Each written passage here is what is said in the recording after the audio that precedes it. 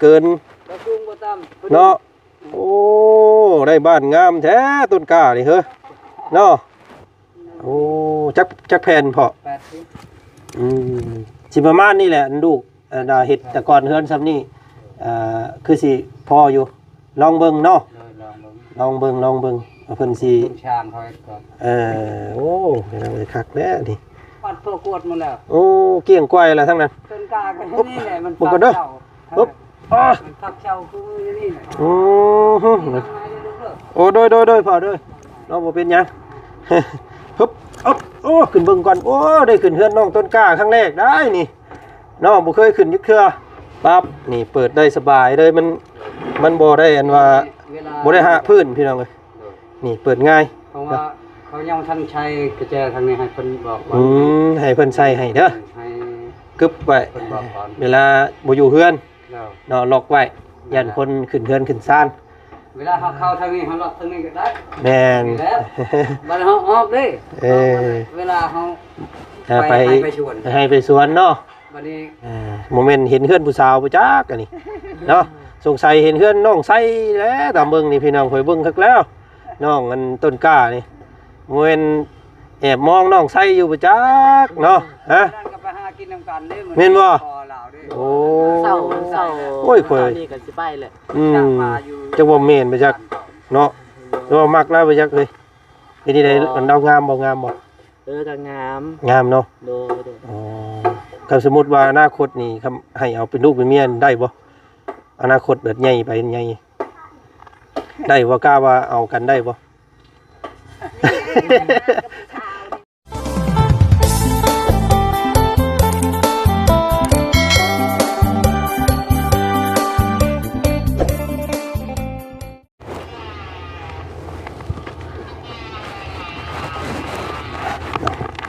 ห่างหายเป็นเวลาหรือนานเติบพี่น้องเนาะไม่ได้เข้ามาเยี่ยมมายามถามข่าวเนาะเป็นยังไงแล้วเฮือนซานของน้องต้นกล้าเฮาแล้วเด้อบ่เนาะพี่น้องเนาะอ้าวยายสบายดียังเฮ็ดยังอันนี้หิวน้ำที่นึ่งข้าวโอ้ยพี่น้องเอ้ยเนาะหลังเกาะหลังกอมใครถ้าว่ามันใกล้เนาะใกล้ก็มือดูโอ้เฒ่านี่ถ้าว่าดูเพื่อนใครแน่เนาะสบายดีตู้สบายดีสบายดีสบายดีอยู่ดีมีแห้งเนาะปีใหม่เด้อสบายดีปีใหม่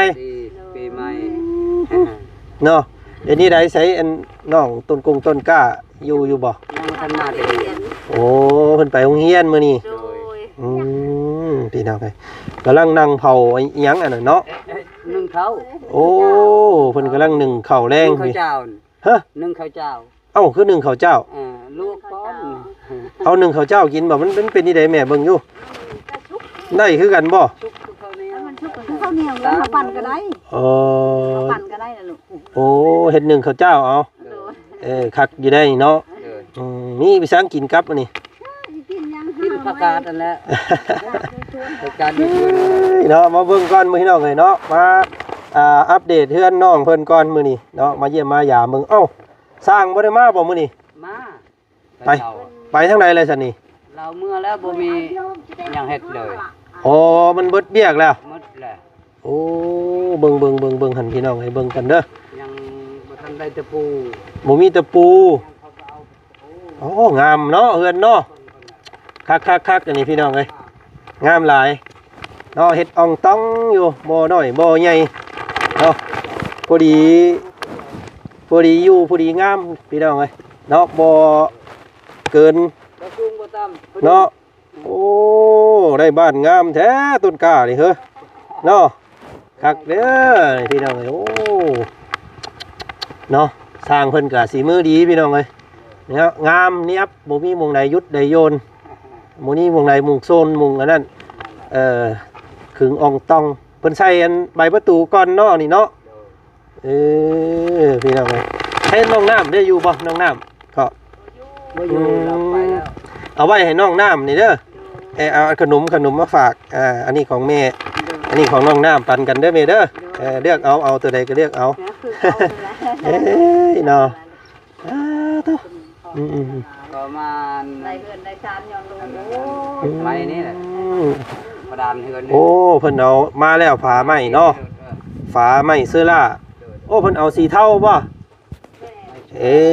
เพิ่นอันน้องต้นกล้าบ่เลือกนั่นแหละโอ้งามเด้นี่พี่น้องไอ้สีนี่เนาะสีแพงเบิ่งแล้วก็มีราคาได้นี่โอ้จักแผ่นพอสิประมาณนี่แหละลูกดาเฮ็ดแต่ก่อนเฮือนซ้ำนี่คือสิพออยู่ลองเบิ่งเนาะลองเบิ่งเพิ่นสิช่างเขาก่อนโอ้ยคักแท้นี่เนาะแต่ว่าคันไหลยังบ่ทันได้เฮ็ดเนาะเช้านี่เขาแป้งเช้านี่แต่งตีนเช้างัดให้มันเข้ากันให้มันชิวๆเฮ็ดแต่ว่ายังทันเล็กคัดเช้าเล็กคัดเช้ายังอันนึงโอ้เพิ่นยังบ่ทันซี่อันนึง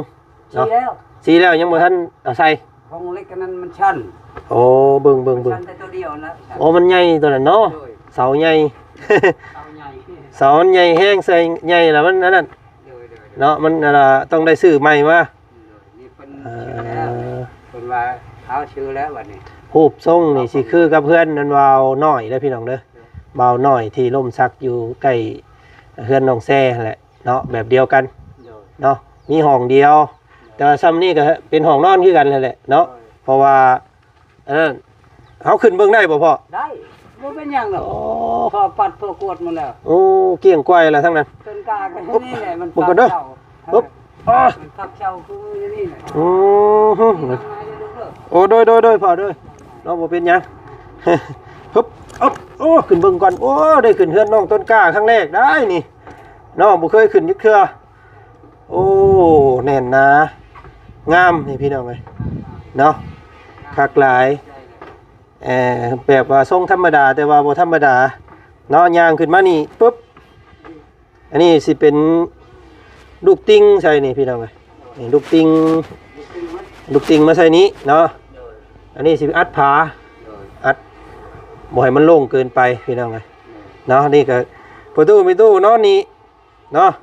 น้องต้นกล้ากับเมียนอนหันเนาะอันนี้เพิ่นเฮ็ดขึ้นสูงครับเนาะเพราะว่าเพิ่นอัดล็อกไว้บ่พอเบิ่งอยู่เปิดปุ๊บปั๊บนี่เปิดได้สบายเลยมันบ่ได้อันว่าบ่ได้หะพื้นพี่น้องเอ้ยนี่เปิดง่ายเพราะว่าเขายังทันใช้กุญแจทางนี้ให้เพิ่นบอกว่าให้เพิ่นใส่ให้เด้อให้กึบไว้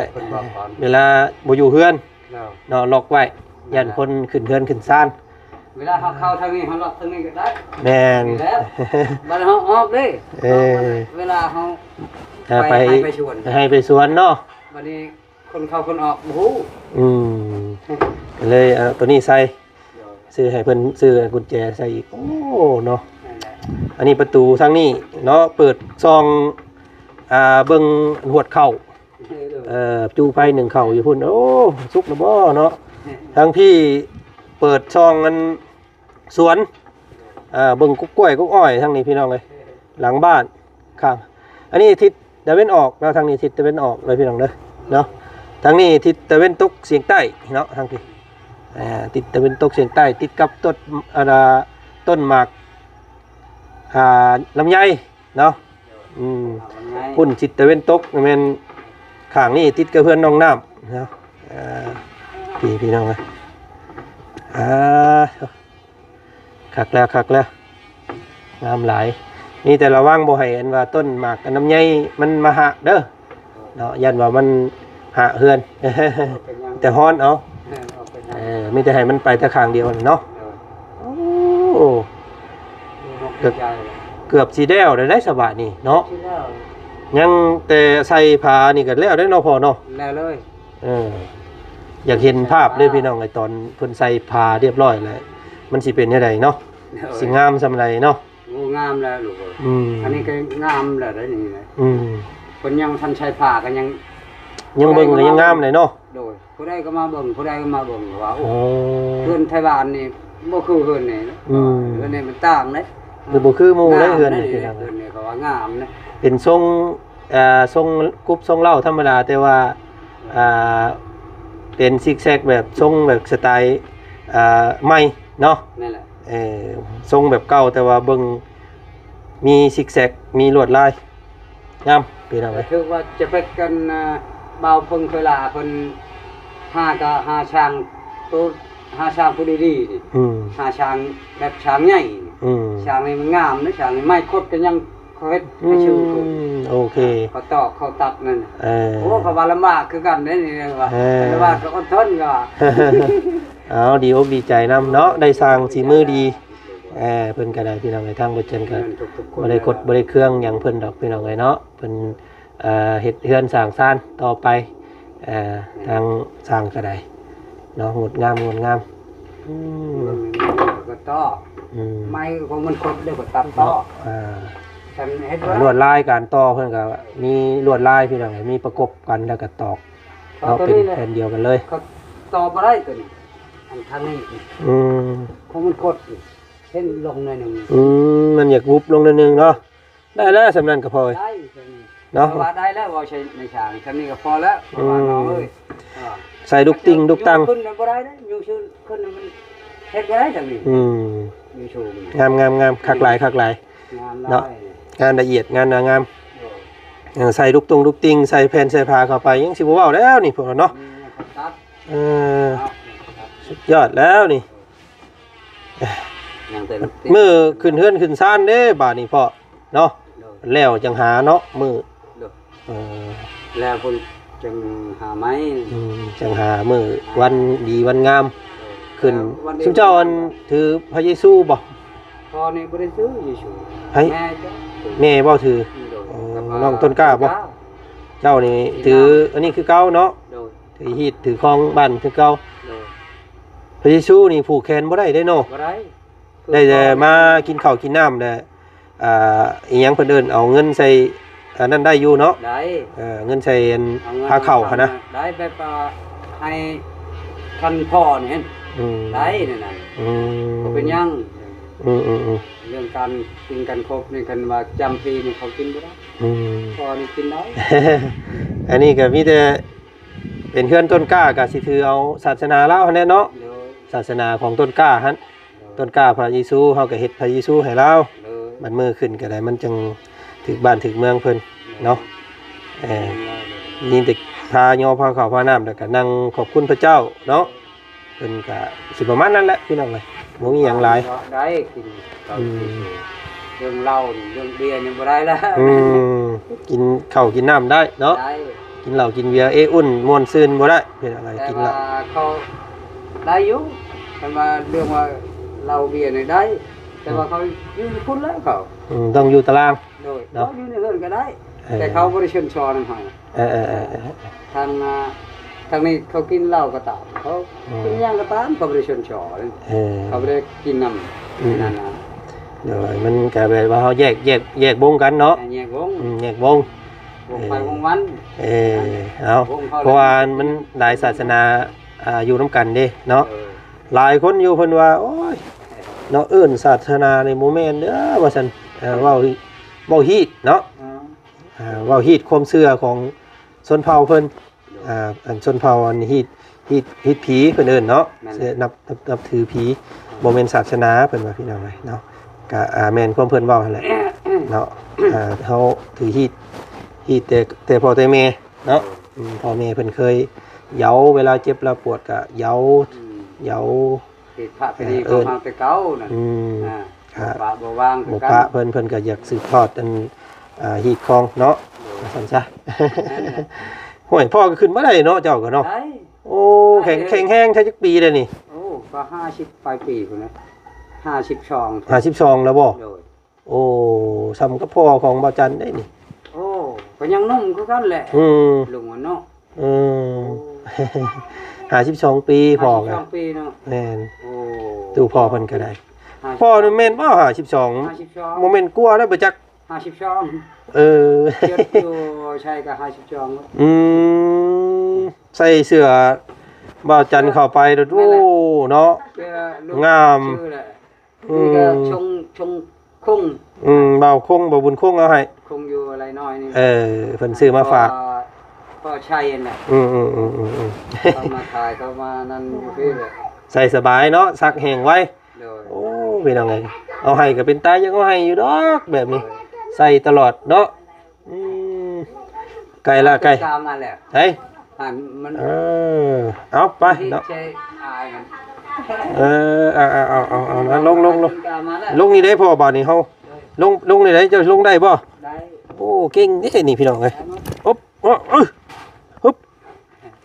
อันนี้ก็กล้าบักพอนี่แหละขึ้นบักขึ้นลา เอาลงมาเฮ้ยวางดิเก่งขนาดตู้เพิ่นนี่พี่น้องเอ้ยเนาะนี่แหละเพิ่นว่าเฒ่าแต่กายใจยังหนุ่มเนาะ ขึ้นแค่นี้ได้เลยขึ้นกกไม้ใหญ่นี่บ่ได้คือกันมันเฉพาะว่าเขาจะเขาโทษมันหนักก้นแหละ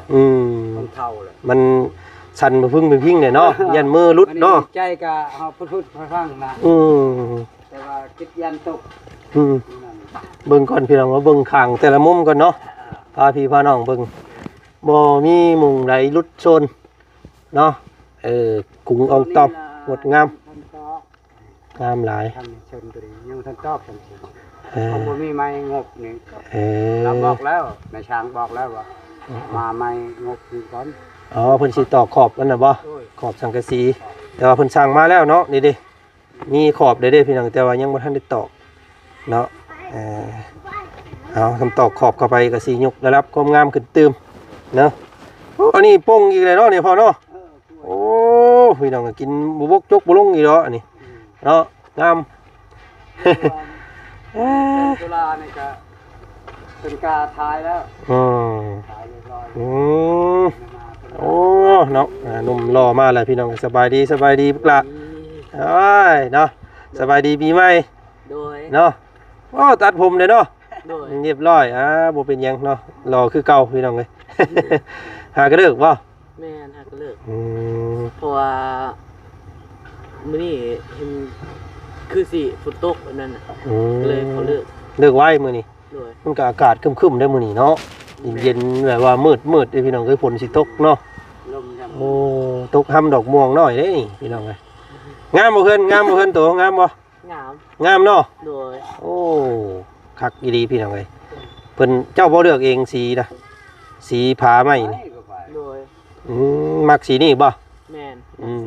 สีเทาเนาะโดยเทาโมเมนต์เห็นเฮือนผู้สาวบ่จักอันนี้เนาะสงสัยเห็นเฮือนน้องไส้แล้วตามเบิ่งนี่พี่น้องค่อยเบิ่งคักแล้วน้องอันต้นกล้านี่โมเมนต์แอบมองน้องไส้อยู่บ่จักเนาะฮะก็ไปหากินนำกันเด้แม่นบ่โอ้เศร้าโอ้ยข่อยนี่ก็สิไปแหละจักบ่แม่นบ่จักเนาะว่ามักแล้วบ่จักเลยนี่ได้มันดาวงามบ่ก็งามเนาะอ๋อถ้าสมมุติว่าอนาคตนี่ให้เอาเป็นลูกเป็นเมียได้บ่อนาคตแบบใหญ่ไปใหญ่ได้ว่ากล้าว่าเอากันได้บ่ไปหาจักเพิ่นไปหานี่บ่กับผู้สาวฮะเพิ่นหาปลานํกันเฉยเนาะชื่อนี่ก็พอตู้กับมันประกาศการก็ได้ประกันกันอันนี้บ่หยอกน้องเพิ่นสิซื้อดอกเป็นจังไดเนาะอนาคตบ่ฮู้แล้วจังสิมักกันดีๆก็มีเนาะอนาคตเนาะน้องเพิ่นอายว่าเว้าหยอกผู้สาวเงียบเลยพี่น้องเอ้ยเนาะเงียบแล้วประตูบ่ได้เมียบ่ได้หลานไฟน้ำหมู่แล้วนี่เนาะโอ้เนาะทำได้น้องไส้หั่นก็ดีแล้วพี่น้องเอ้ยอยู่ใกล้กันเนาะไปหามาสู่ลุงเพิ่นมาแล้วม่วนรถเพิ่นคิดฮอดอยู่ได้บ่ลุงจันโดยโอ้เนาะจำลุงจันบ่อยากได้พุ่นล่ะลุงจันโกนหัวมาเนาะบวชน้ำตู้พ่อเพิ่นเสียพี่น้องเอ้ยพ่อเสียไปก็ได้2อาทิตย์เนาะนี่แหละจังว่าโกนหัวนะบ่ได้ฮู้บ่พ่อบ่ฮู้บ่พ่อเฮานี่แหละเขาฮู้อยู่เพิ่นชื่อหมู่ฮู้ก็ฮู้ไม้นี่เพิ่นชื่อหมู่ว่าชื่อหมู่ชื่อจังหมู่ว่าให้ลุงมันนะลุงจันนะว่าเพิ่นอยากเฮ็ดหยังก็บ่จักเมื่อเฮ็ดฮีดนั่นก็จำบ้านเนาะเพราะว่าเพิ่นเสียอยู่ทางอื่นเนี่ยเฮาแก่มาบ้านก็เลยเอาไปเสียฮีดให้เพิ่นเนาะเอาหมูเป็นโตได้นั่นแกพี่น้องเอ้ยเสียหมูตัวนึงให้บ้านโอ้นั่นเนาะคือกัน คืออันทั้งนี้ก็คำพูดเสียทั้งอื่นน่ะแก่มาเนี่ยก็เสียให้บ้านคือกันบ่ คือกัน คือแหละ กันหมด เสียอยู่อื่น ทางใดก็คือกันหมด คือกันทางเฮาก็พอเพิ่นเสียอยู่พุ่นแหละพี่น้องก็อยู่ทั้งอื่น เป็นโรคอันน่ะประจำตัวของเราหั่นแหละ โดย เนาะก็เลยเพิ่นก็จากไปในอายุ52ปี ยังนุ่ม อืม ช้ำประตูนี่แหละ ยังน้อยอยู่ มา เท่ากัน ช่องคือกัน เพิ่นเบิดอายุเพิ่นซ้ำนั้นเนาะแม่เนาะ ยังนุ่ม แม่ นั่นแหละจังว่าพากันบวชให้เราเนาะเพราะว่าทั้งลูกนี่ถือศาสนาพุทธเนาะบวชพี่น้องบวชเข้าวัดเข้าว่า ใหม่อีกชาติใหม่ก็ให้อยู่ดีมีแห้งคือเขา มันวันที่28เด้อสิเฮ็ดบุญน้ำเพิ่นสิมาหาแพรกล้วยน้ำ โดย สิเอากล้วยเมื่ออันห่อข้าวต้มน้ำงานบุญเพิ่นเหมือนมื้อวันที่28พุ่นแหละ กล้วยนี่บ่ได้ บ่ได้กล้วยนี่บ่ได้ กล้วย กล้วยอันกล้วยหน่วยกล้วยสุกนั่นนะบ่ได้ยังหึงอยู่แม่บ่เป็นหยังบ่ได้ใกล้ๆสิฮอดได้สิมาแพรน้ำ มาแพรกล้วยแพรบุญเกตแพรตองใบตองเนาะมื้อห่อข้าวต้มบัดมื้อหลายเนาะอยู่ที่เนาะเออ เป็นการ พุ่นละใกล้สิฮอดจังสิเข้ามาหาใหม่ยังอีกดนอยู่หากันวันที่6 บางเทื่อกล้วยอันแก่ส่วน เอ้ยนะขอบใจหลายๆบ่เป็นหยังดอกเนาะฮักแพงกันนี่แหล้วพี่น้องเฮ็ดดีได้ไปหามาแวเดี๋ยวมื้อขึ้นเฮือนสิมากินต้มไก่น้ำเด้อ ลุงจันทร์บ่มาเพิ่นใจก่อนได้ลุงตานี่คือจมมันลุงจันทร์อย่าลุงจันทร์ปะเพิ่นบ่เขาว่า โดนแล้วบ่ได้เห็นหน้า เนาะ โดย เดี๋ยวสิเดี๋ยวให้ทางเบาพึ่งเพิ่นแล่นวิ่งแล่นให้มันแล้วมันทั่วพุ่นละจังสิได้เข้ามาเนาะมื้อขึ้นเฮือนขึ้นซ่านอีกก็มาแอนน้ำกันนี่แหละมาเบิ่งพี่น้องเดี๋ยวสิมาถ่ายทำเป็นระยะเนาะให้ทางอ้ายกับเพิ่นเบิ่งให้ทางพ่อท้องต้นกล้าเบิ่งเนาะเพิ่นว่ายังขาดยังพอบัด ขาดมีช่างเราขาดอันนึงตะปู โอ้ยังมีแต่ตะปูซี่ อันกันได้อันไม้กันได้ ไม่แม่คันใดหั่นบ่ เล็กกัน เออ ตะปูก็จะต่ออันกระดานเถื่อน นั่นแหละอยู่ ตะปูซี่เคยเฮ็ดแต่เก่ากับตะปูซี่ประมาณ2โลก็พอละ โดดนั่นแหละ แล้วก็บันไดเนาะดินบล็อกมีเอามาแล้วบ่ดินบล็อก มีเลย นี่เลยเนาะครบไปแล้วเนาะนี่ ผมเช้านี่ ยังบ่ได้ดินบล็อกปูน บ่มีน่ะลูก ดินบล็อกเฮ็ดอันฐานบันไดหน่อยนึงเดี๋ยวบ่าวเพิ่งเพิ่นคอยจัดการเอาเบิ่งเนาะบ่หลายดอกดินบล็อกก็ประมาณ10-20ก้อนนี่แหละ เราทันได้ ได้เอาครับเพิ่นนั่นเดี๋ยวสิแกมาให้บ่าวเพิ่งว่าบ่าวเพิ่งเพิ่นบ่มีรถ นะเดี๋ยวสิแกมาให้ดอกบ่ยากเด้อพอแล้วนี่เส้นอันนี้ก็พอแล้วพี่น้องเหลือเนาะเททับลุ่มหน่อยนึงเนาะเทให้มันเพียงอันนี้และบ่อเสานี้ออกให้มันเนียนยันลมหูกุดเอาไปเนาะ เอาดีใจน้ำเมเด้อเดี๋ยวมือเพิ่นใส่ผ้าสิเข้ามาเบิ่งใหม่อีกเด้อเนาะว่าเพิ่นนั้นสิเข้ามาใหม่อีกเลยหาหนึ่งข้าวหนึ่งน้ำเฮ็ดอยู่ให้กินซะล่ะเอ้ยเนาะทางอ้ายไปทางอื่นต่อกันเด้อสบายดีเนาะสบายดีเด้อตู้เด้ออยู่ดีมีแห้งเด้อ ใครใบมาก็ให้ร่ำให้รวยลูกเอ้ยให้ทำลังไปมา อยู่ดีมีแห้ง มีเงินมา อา ลัง ยุ มาย าวมันยืน เจ้าขอบใจหลายๆเนาะเอาไปวันนี้ก็หาทำอยู่ทำกินก่อน งามโอ้อ๋อลึเนาะงามบ่ล่ะน้องน้ำงามบ่โอ้ยงามเนาะเฮือนนี่เนาะขอบใจทางพ่อกับแม่เพิ่นเด้อเนาะทางพวกเฮาก็ได้แต่ออกแบบออกแผนซื่อๆพี่น้องถ้าบ่มีงบประมาณนำเพิ่นก็เฮ็ดบ่ได้เนาะพี่น้องเนาะเอาก็ขอบมุกขอบใจทางแม่ทางพ่อพี่น้องที่ซอยให้น้องเพิ่นมีบ้านเรือนงามเนาะเอาก็ดีอกดีใจแทนพี่น้องเนาะก็โอ้ยขอบมุกขอบใจหลายๆเนาะขอให้อยู่เย็นเป็นสุขเนาะมีแต่ความสุขความเจริญมีแต่ความสุขสบายในกายสบายในใจเนาะปรารถนาสิ่งใดคิดสิ่งใดก็ขอให้สมใจปรารถนาทุกสิ่งทุกอย่างเนาะทางผู้ที่เพิ่นเฮ็ดหม่องส่วนเศร้าให้ครอบครัวนี้เนาะก็ให้ได้บุญ 24ชั่วโมงพุ่นแหละว่าซั่นซะเนาะเพราะว่าบ่ว่ามันโมเมนต์แต่คนได้นี่สิได้สดนี่พี่น้องเอ้ยนกหนูปูปีกเนาะแห่งไม้สัตว์สาว่าสิ่งที่อยู่ในเฮือนหันมันบ่ได้แม่นน้อยเด้เนาะกิ๊กเกี่ยมกิ๊กโกหลายเนาะหลายพันชีวิตแล้วว่าซั่นซะยุงหีนแล้วพี่น้องเอ้ยเอาสิไล่มาแมลงไหม้แมลงตอกที่มันมาเฮ็ดเฮือนให้เฮือนหังอยู่ในน้ำเฮาหั่นน่ะเนาะก็ถือว่าเฮ็ดบุญครั้งอันใหญ่เลยตัวนี้พี่น้องเอ้ยเนาะเอ้าเจริญเด้อเนาะเอาสบายดีเด้อไป